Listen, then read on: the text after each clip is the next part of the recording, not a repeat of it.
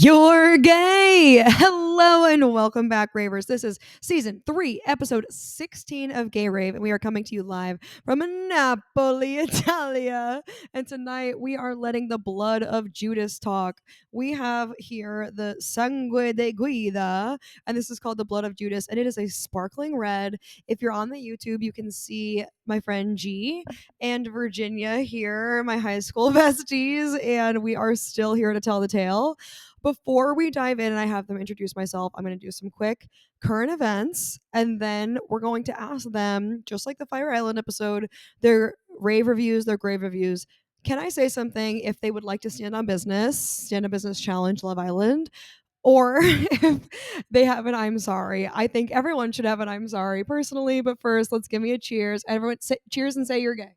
Cheers, you're gay. You're gay. Okay, okay, right here. ASMR. Okay. So first, I would like to say, current event. Congratulations to Drew Barrymore. Drew Barrymore is bisexual. I think we already knew this. Did we already know this? Ginge says she wasn't surprised by the Drew Barrymore thing, and Virginia says, "What about Carlos Suzy, who just got canonized as a saint?" Always bringing up some bullshit. It's crazy. Okay. Next, I know last week I did share some news about Snoop Dogg and how he had said that there shouldn't be gay people in Disney movies because he doesn't want to talk to his grandchild. And then he apologized for it, but the apology was fake. So I rescind my gratitude for Snoop. Okay. Also, there was some discourse about the Betty Who comments from last week. Did you guys listen to last week's episode? And the Betty Who comments saying like, "I'm married to a man and it's like illegal to be straight." How did you feel about that? I felt a lot of pressure to answer this question. Bad. I felt very badly about it. Why did you feel bad? Intolerance. As a straight white woman, how does that make you feel? Gabby talks a big gay game, but guess what? Guess what, everybody? Gabby's here in Italy with a straight broad from Boston. Yup. Boston, the straight pride parade, the white pride parade. Okay, Ginge has something to say. Hold on, Ginge here. I just want to confirm that I'm remembering the right thing. This was her saying, like, she was bisexual, but she's married to a man. You know, this is I'm not going to say it. Okay, don't say it. Ginge does not want to be canceled. I think of all of us, who do you think is the most scared to be canceled on 3? Ready? 1, 2, 3. Ginge. Okay, perfect. We all said Ginge. Okay, moving on. So a part of the Betty Who dialogue, Alina actually created a great discourse saying that she doesn't think that anything that Betty Who said was cancelable except for bringing Renee Rapp into it. So when she brought Renee Rapp's name up, hello, are you paying attention? Virginia was looking down and it was really pissing me off. Don't piss me off. Okay. She brought Renee Rapp's name into it by saying, Renee Rapp, she's a lesbian. She says she never wants to be with a man. But if one day she comes out and says, 10 years from now, I'm with a man, Betty Who will hold space for Renee. And so essentially, Alina was like, the whole thing would have been fine if she didn't bring Renee into it, right? And so Renee Rapp commented and said, "Leave me out of your business, your drama. I don't want your name in my mouth, right? I'm openly with a woman. This is not your business." What do you think about that? Well, I think that Chris Briney recently said that God fears Renee Rapp, and I really feel that is true. And that is Conrad from The Summer I Turned Pretty, which is a gag. It only took 3 minutes for Ginge to bring up The Summer I Turned Pretty. Okay, moving on. I would also like to say, as a follow-up to my TikTok shop order of a coffee table, it worked out perfectly. I actually did get a fully assembled coffee table, not in the color I wanted. So if anyone is interested in buying that sort of like oaky color from me, I'm going to buy the black one. I'm going to put the other one on the street. Okay, no shade. I just want a black one. All right. So TikTok shop, I did get a fully assembled coffee table and I will be using TikTok shop again. No one can tell me shit. Stop laughing in the background. It's going to piss me off. Okay. Next. Oh, also shout out to Raver Alina for getting my vacuum. The third vacuum finally arrived at my new apartment the day that I left for Italy. And I want to thank Alina for going to my apartment with the spare key and bringing it up. So shout out. Next and last current event that does not involve me or us is about Charlie Sheen. Charlie Sheen is coming out with a documentary and a book, and he talks about his sexual encounters with men. And he said that it was great. It was a fucking sick time. Did you know that Charlie Sheen had HIV? I did not remember this. How do you feel about Charlie Sheen saying that gay sex was awesome? Well, I feel good about it. Okay, Virginia, how do you feel about it? I feel like it was probably from intravenous drug use, but go off, Charlie Sheen. If you had that lived experience, I love that for you. And I do want to correct the record. His name is Carlos Acutis. He was the first millennial saint. His name is not Carlos Azuzzi. Azuzzi, I think, is a region of Italy. I didn't get that right. Carlos Acutis. He performed 2 miracles after his death, and he died at 15 and basically just created a website that the Pope liked. So this young boy, 15 years old, became a saint because he made a website and the Pope found it and liked it. And his face is all over the fucking place in Vatican City, on bags, on hats. And we will talk about Vatican City in just a moment. But I did want to make sure that everyone was clear about Virginia bringing up the 15-year-old saint. 2 miracles in death. Those 2 miracles happened, by the way, because you can't become a saint unless you're dead, in case you didn't know that. Okay. Moving on, we're going to talk about the Italy trip a little bit because it's been quite funny. And I'm going to have each one of the girls give me a rave review, a grave review, and they have the opportunity to do a Can I Say Something as well as an I'm sorry. All right. So I'm going to start. I sprained my ankle on the second day we were here. All right. So, first day we're here, we like arrive at like 3 o'clock. We go through customs. We get to our little hotel. By then it's like 4:30. We get out, we get dinner, we walk around, we see the Pantheon, we do a bunch of things. We go to sleep, we wake up, we do a ton of shit. We do the whole Colosseum, all of the Roman Forum. Like, we're doing so many things. 40, not 40,000 steps. We're trying to see a lot of Roman history, okay? So then we decide to go to dinner in Travesteri, which is sort of like across the river, but relatively close, like a 15-minute walk. So we go to dinner. It's incredibly mid. We can't get in anywhere because there's really long lines and you need reservations, which we did not have. So we went to this place. We had a kind of mid dinner. We were on our way back. We are about to walk across a small footbridge, and Virginia says, we should ride these bird scooters home. Verge said, I am a free spirit, famously. Virginia is a lawyer, for context.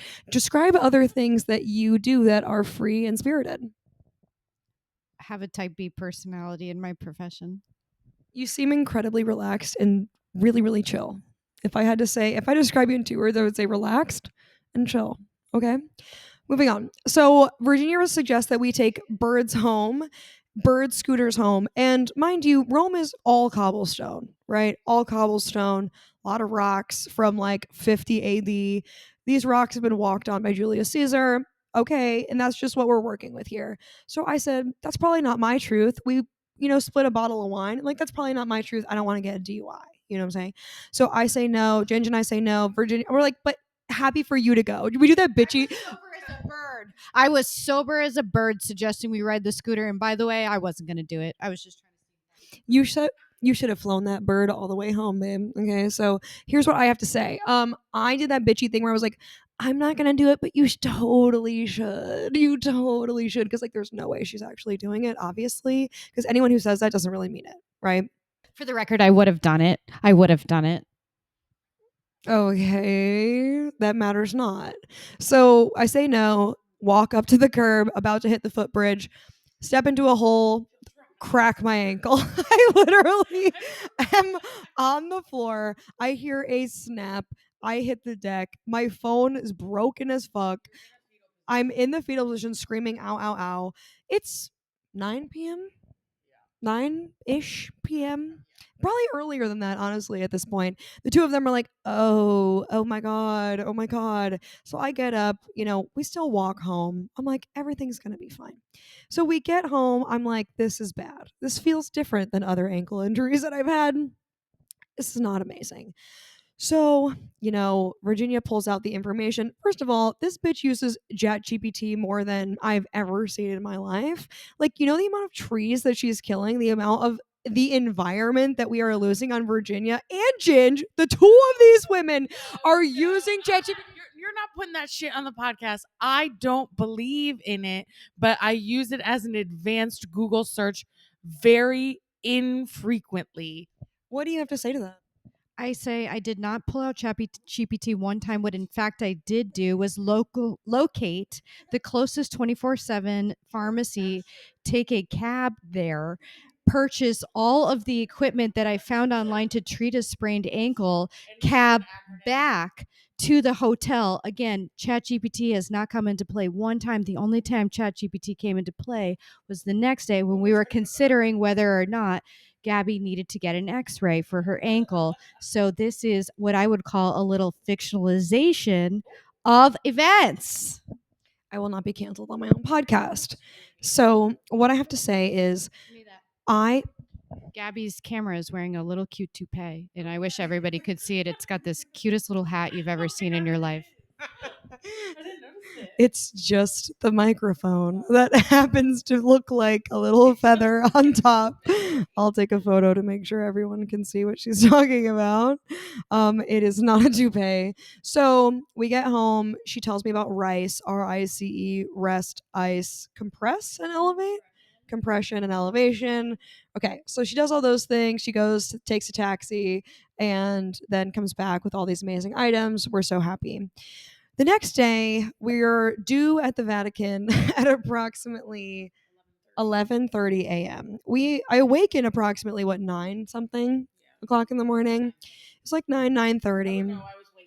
The two of them look at me like, how's it feeling? And I'm like, not great. It was really not amazing. I go to brush my teeth, instantly gonna pass out. I have to hit the deck. I'm brushing my teeth from the ground. I'm gonna pass out. Exactly. Instantly hit the deck. I'm on the ground. I did not let my brush go, by the way. Brushing my teeth is that important. I cannot even stop to pass out. So what happened was I said, we are not missing our appointment at the Vatican. Let's go to the Vatican and let's go to St. Peter's, and then we'll figure it out later. So what Ginge and Virginia did is looked up how to get a wheelchair so that way we can still go to all of these things. Ginge found a wheelchair rental place right next to the Vatican, $15 for the entire day. Yes. You can, if you can get me a name, I would love it. So this ma'am, St. Peter's wheelchair, 2 streets away from the Vatican Museum.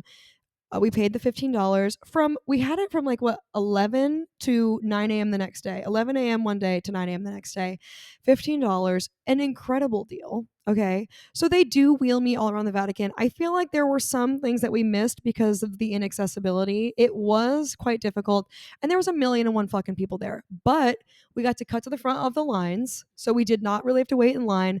But I fear that people didn't really care that I was in a wheelchair. People were like sort of like cutting in front of me and like trying to go around me. It was really, really a fascinating experience. I have a greater appreciation for people in wheelchairs and for anyone who has ever had to experience that. So I will be changing my ways moving forward. But I think that the first rave review is going to have to be the Sistine Chapel. It was so incredible and like awe-inspiring. I can't even tell you how incredible it was. So we do the entire Vatican Museum, and then we make our way over to St. Peter's Basilica, which is where, the Pope's church, it's like where the Pope does all of his business. It's supposed to be like the translation of God to the earth, like where, the Pope is the way that God communicates to like earthly beings. And so like that is where it is. It's like the largest religious establishment in the world. It is absolutely incredible. Once again, cut to the front of the line. We got tickets online, cut the line tickets for like €7 each. They didn't even check them. They pushed me up the ramp. We could have truly gotten anything there. It's a hole in the system, as Virginia likes to say. So we got through the entire basilica. Then we decide, okay, now is the time. Let's go to urgent care.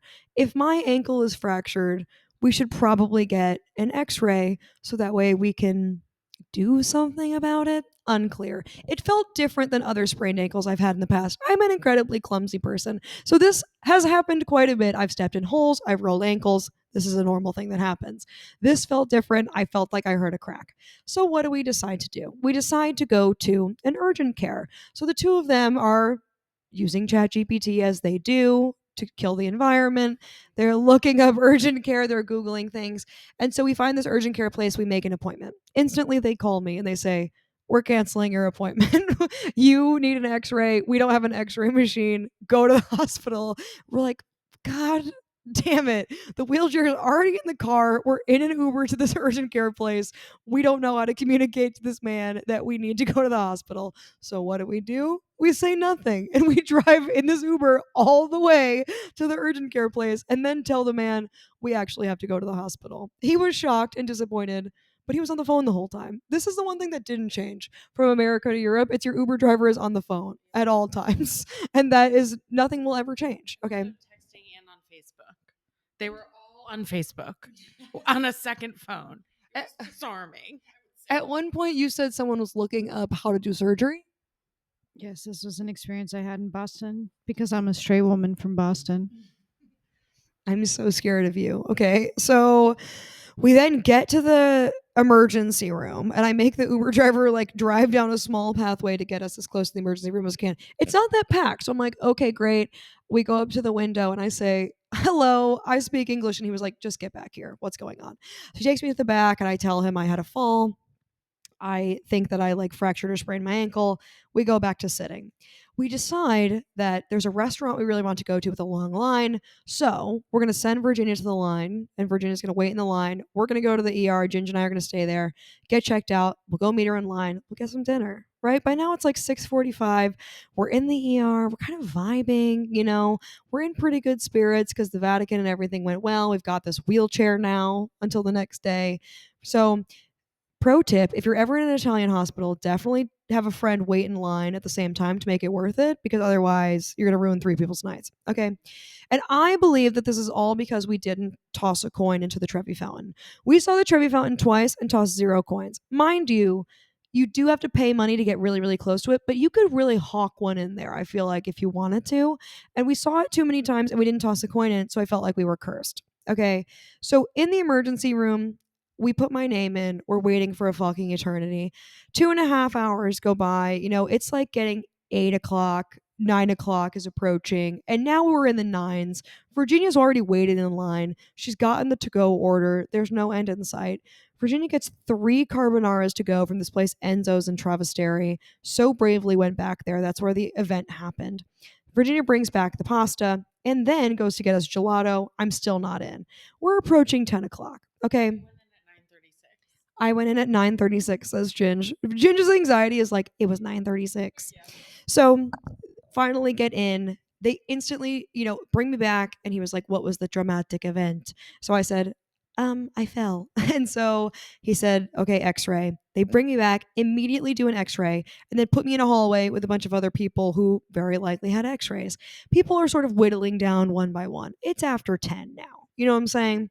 I've got on one croc on my left foot, a sneaker on my right foot, and the outfit I've been wearing absolutely all fucking day. We've been out of the house since 10, 11 o'clock when we left for the Vatican. Hours go by that I'm sitting in this hallway by myself. My phone's dead. My friends are out there. We've already eaten dinner and had the gelato. It's now after 11.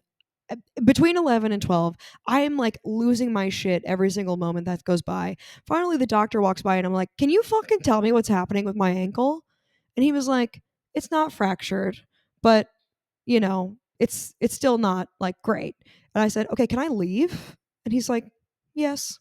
So I take my wheelchair and I walk it out. I'm like, I'm fucking leaving this place. I hate it. I was on the verge of tears. I was hating my fucking life. The two of them see me walking out. They're so excited. And then this man has the audacity to walk out and say, you can't just leave. You need papers. Excuse me, sir. You're the one who told me I could walk out. So then he brings me to the back and I am like, you made me wait for 5 hours just to tell me something you knew 2 hours ago. And he said, this doesn't matter. He told me to get a boot and a crutch. And so that's exactly what we did. That is what we did. So the next morning when we went to return the wheelchair, Ginger and I got a boot and a crutch and we proceeded on with our fucking lives. So that is my grave and rave review. Now I'm going to pass it along. Who wants to go first? Ginge, I'd like you to describe, first of all, who you are and how we know each other, and then start with your rave. Okay, this is thrilling. Really close. Okay, my name is Ginge. To them, most people call me Alyssa, and I've known Gab since 9th grade. Our moms were in the same book club, and I wanted to be Gabby's friend so badly. We were in the same geometry class, and I would ask her to hang out with me, and she would say, no thanks. She said, no thanks. Or she'd be like, yeah, probably not. But now we're best friends. Oh, and then the next question is my rave review. Okay, I have 2 rave reviews. The first rave review is that here there's a drink called, what's the drink we've been getting? Cafe Fredo and something else. It's like an iced coffee. It's a like iced coffee milk is how it's described. It tastes exactly like the original Dunkin' Donuts coffee culotta, not like the coffee culotta before they changed the recipe. And I've been searching and searching and searching for that flavor ever since. And so that's my first rave review. My second rave review is every single man who works at the Vatican Museum is the hottest man you've ever seen in your life. And for that, I was grateful. I actually have to vouch for that. They are really hot and they were great. And even at the hospital, the people were pretty hot. Like it was a shocking difference, I will say. And the people at the museum were so nice to me. I feel like they like have rarely seen people in wheelchairs, so when they do, they're like walkie-talking. They were like physically moving me. At one point to get into the Sistine Chapel, like they had to like use a little elevator. It was fucking hilarious. They were very, very wonderful. How was your hospital experience? How would you describe it in a word? And Ginge also has 100,000 blisters on her feet. That was my grave review. Oh, okay, my bad. Okay, so let's go to Virginia. Virginia, we're gonna need your rave review ASAP. Oh, and who you are and how you know. Hey, y'all. My name is Virginia. I'm Gabby's friend. I believe that I met her through band at Maloney High School. She was in the pit, and I was playing the world's smallest bass drum because I was a percussionist. That's right. And I'm so happy to have this opportunity to issue an errata. Earlier in this season during Gay Rave, I was characterized, blatantly mischaracterized, as a quote unquote Stanley Cup girly. I would like the record to reflect that not only have I never purchased a Stanley water bottle in my life, I don't believe in Stanley water bottle culture in general. I would rather stick my head out of a window on a foggy day to get my moisture into my body than to lug around a piece of metal with water in it. She has literally been walking around this whole time. She commented episode 7 of season 3 when I literally said that my friends own these cups. Virginia commented the one comment and said, I own one. She said, my Stanley Cup friends, Alyssa and Virginia. I don't believe in water bottles. Virginia will go to workout classes and almost pass out to not bring. I didn't live through 2012 sweating through hot yoga at Core Power and going to Soul Cycle classes absolutely bone dry to be characterized at some later date as a Stanley Cup girly. Like I've fallen victim to Get consumerism over in that way, shape, or form. Like it's just an absolute. We don't fall victim to consumerism. Not in that particular form, we don't. So what's the question? Rave review. My rave review would be the accommodations that we were given at St. Peter's Basilica and also St. Peter's Basilica in general. I was expecting to be wowed, and I was in fact astonished. I even went so far as to say a prayer, not only for my friends, my family, but also for my family's dachshund, who we don't even like that much. So that's how moved I was to a spiritual experience by the grandiosity that is the St. Peter's Basilica. What's the next question? All right. Thank you for giving me this platform to speak my truth, which is that I'm not a Stanley Cup girly. Virginia got a Stanley Cup through work because she was asked to train AI models at work, and she said no initially, and then they said whoever does it can get a Stanley Cup, and she said, "Is it too late to sign up?" And so she did, and so she actually has contributed to the AI agenda. So everything that we said still remains true. Okay, moving on. So the rave reviews, those are the 2 rave reviews and all of our rave reviews. I will say that the ER bathroom in Italy, the best I've ever looked. The ER bathroom, I am.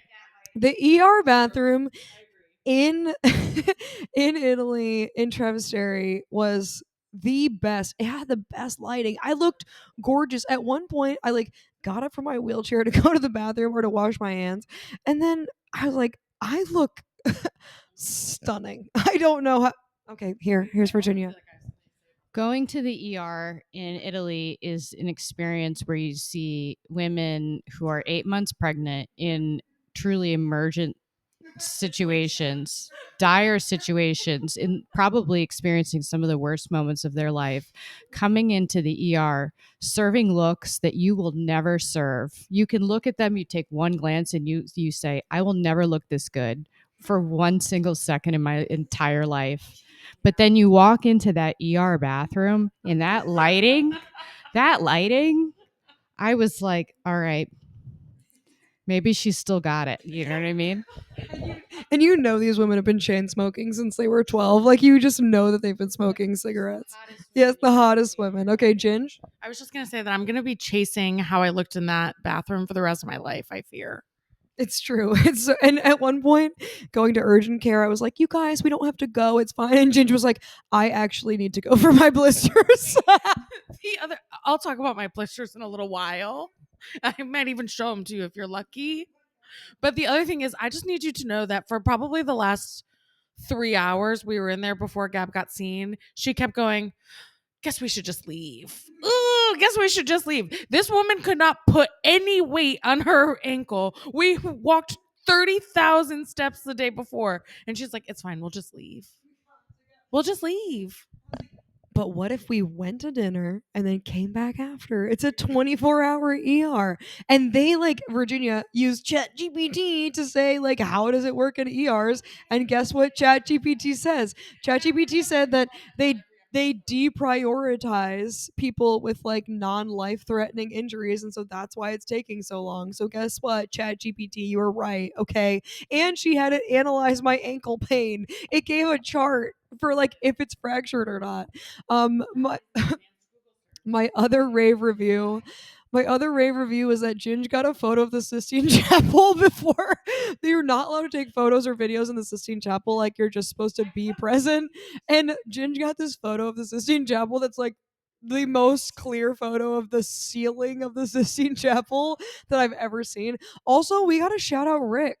Rick Steves, the book on Rome. He wrote it like 3 years ago, post COVID though. And he truly walks you around Rome. He walks you around Naples, all these places.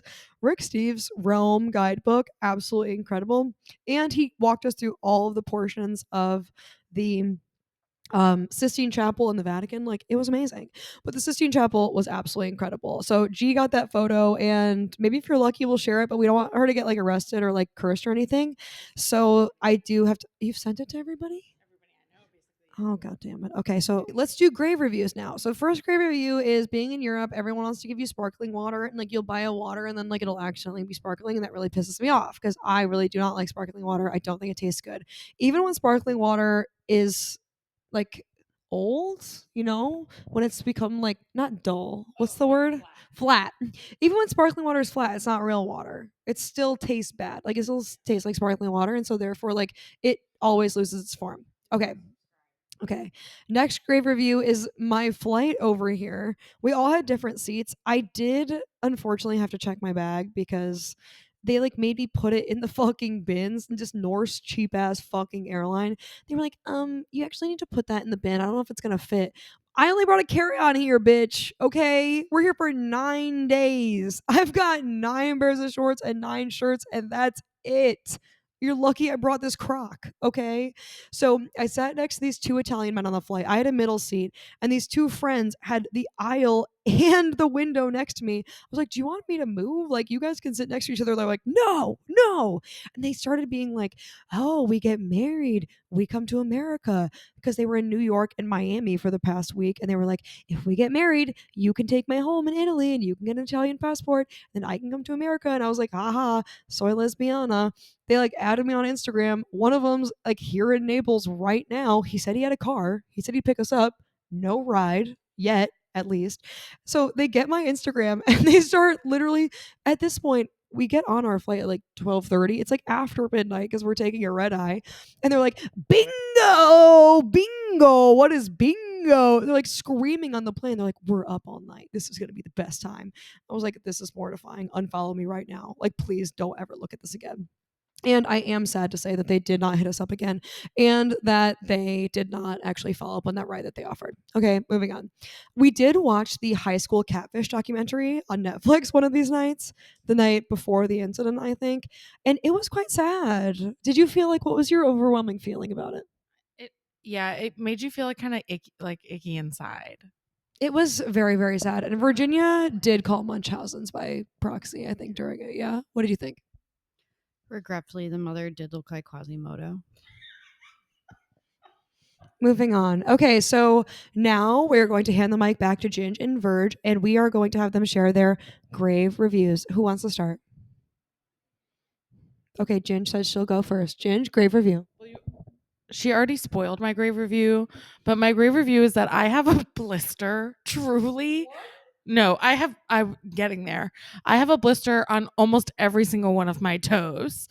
Just to paint a picture, it's my pinky toe and then the one next to your pinky toe, whatever that would be called.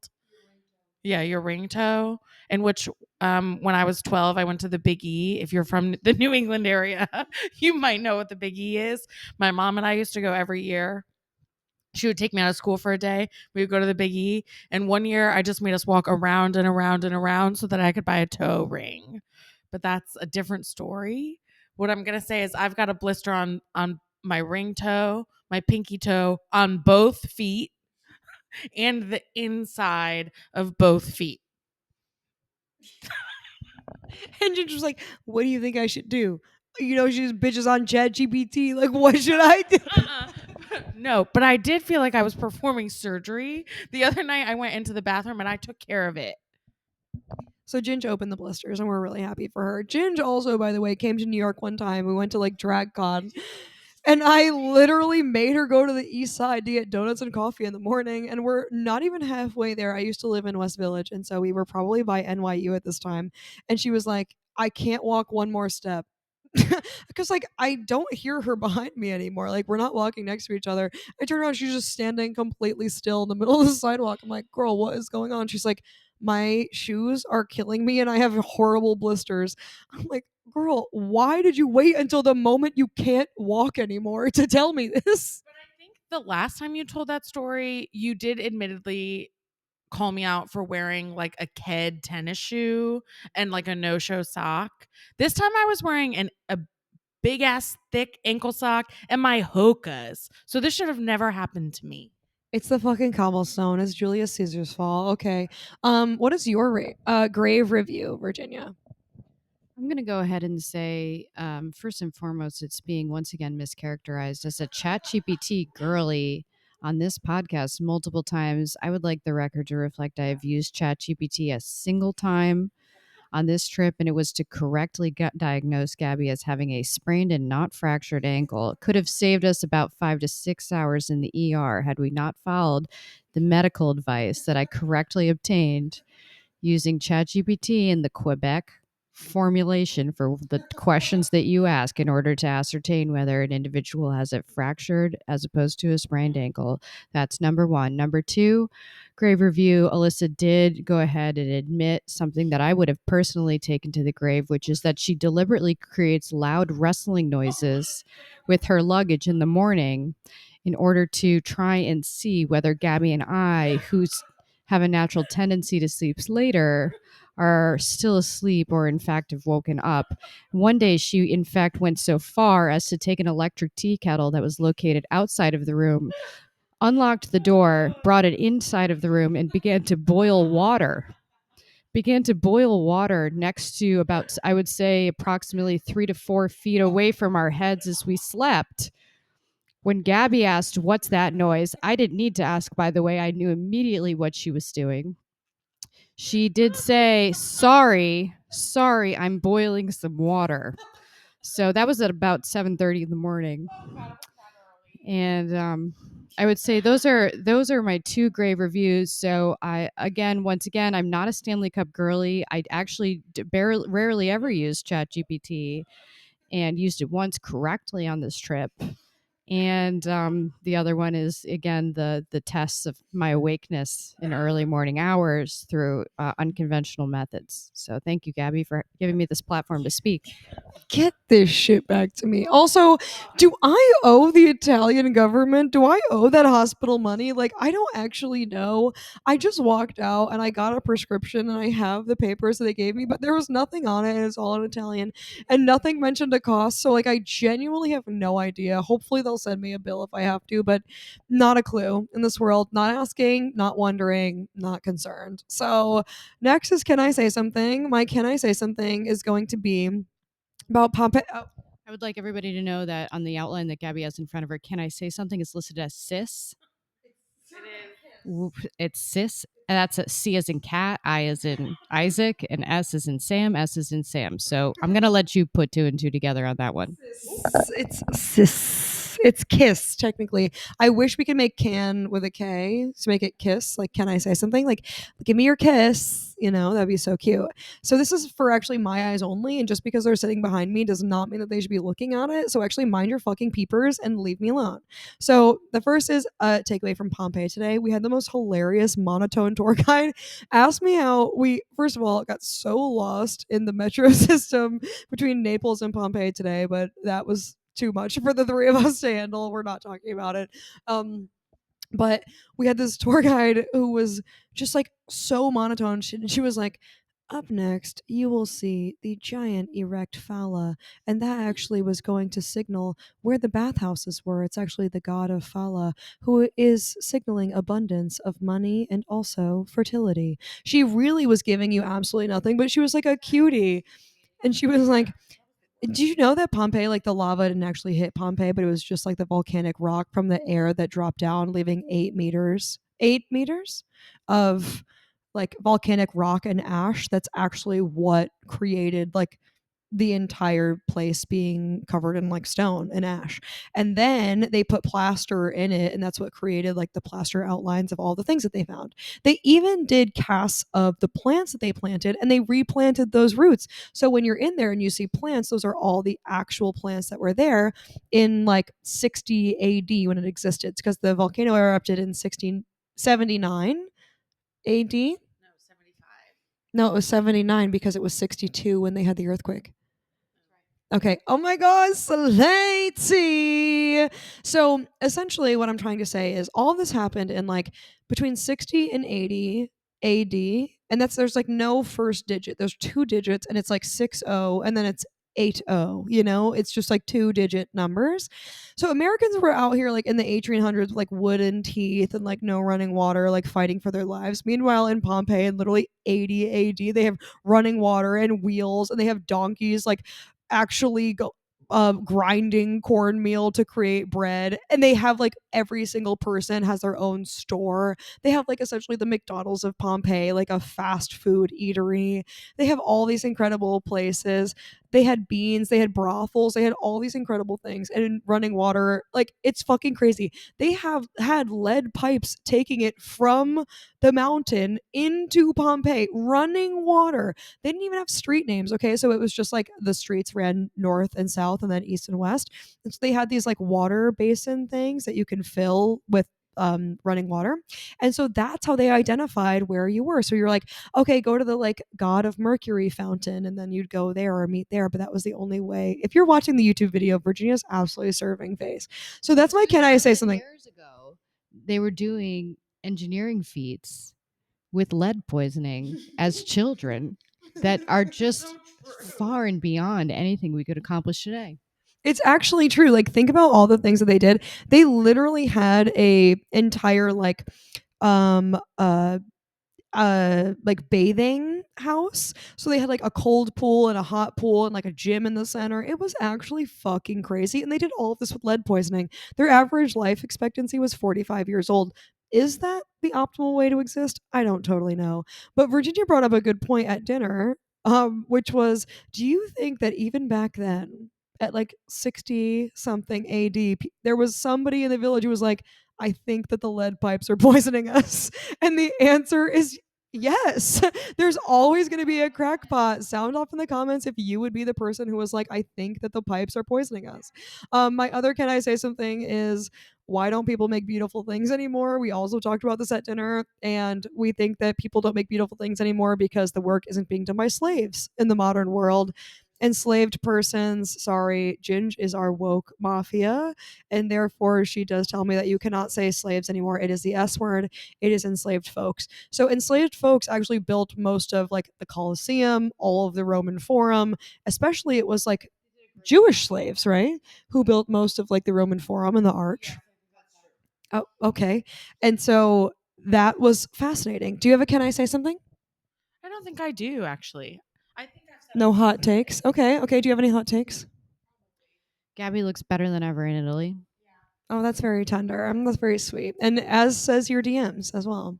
Somebody from high school DM'd Virginia, viewed her stories, which are all of her. She posted one of me alone, and he DM'd saying, Gabby the baddie. Slay. Okay, next is my I'm sorry. My I'm sorry goes out to wheelchair folks and anyone in a wheelchair who I've ever wronged before and who I haven't made way for, who I haven't gone out of my way to advocate for in groups. I feel as if I will change my ways. So my I'm sorry goes out to anyone in a wheelchair. Now that I've experienced this and I understand the absolute pain that it puts you through, I will absolutely be going out of my way to make sure that you have the space and the comfort that you need in public spaces because you are eye to ass with every single person and that is not fair. Do you have an I'm sorry? no. Verge, do you have an I'm sorry? You can use people in the room as well. Oh, I can apologize to you. Gabby, I'm sorry. If there was a moment in your life I didn't tell you how beautiful you were. Oh my God, ask us, sir. Okay. So, Song of the Week, Sue Me by Audrey Hobart. Listen to that whole album on the way here. It was amazing. And then That's Amore by Dean Martin. Also, would like to say that Virginia and I took that flight boneless. Both of us just raw dogged our flights. No movies, no music, no nothing. Just vibes only. Ginge, what did you watch? Sister's Hood of the Traveling Pants 2? And then something else that she doesn't remember. They only had movies that entered the free domain. They had like really weird shit. Okay. New York Minute with Mary Kate and Ashley Olsen, which okay. They had My Sister's Keeper. There wasn't a copyright. Okay. But two Scooby Doo movies. Scooby Doo 1 and Scooby Doo, also amazing movies. Scooby Doo 1 got every replay from me as a child, I would just like to say. So that's all for Gay Rave this week. I would like to say thank you for listening, and I would like to say we are at episode 16 of the season, and there are only one or two more episodes left. So enjoy them while you can, dolls. Also, have a great week. We have much, much more time left in Italy. So many, many more stories to come. Definitely beware. Definitely follow me on Insta. Follow Verge and Ginge if they'll allow it. I think they're private, so we'll see. But nonetheless, I have missed you. Love you mucho. Follow, like, subscribe. Please, please do that for me. I'm nice. Okay. This is Gay Rave. I'm Gabby L, and the L is for, say it with me, love you. Bye. That's what she said. And you know what? What was that? Okay, James.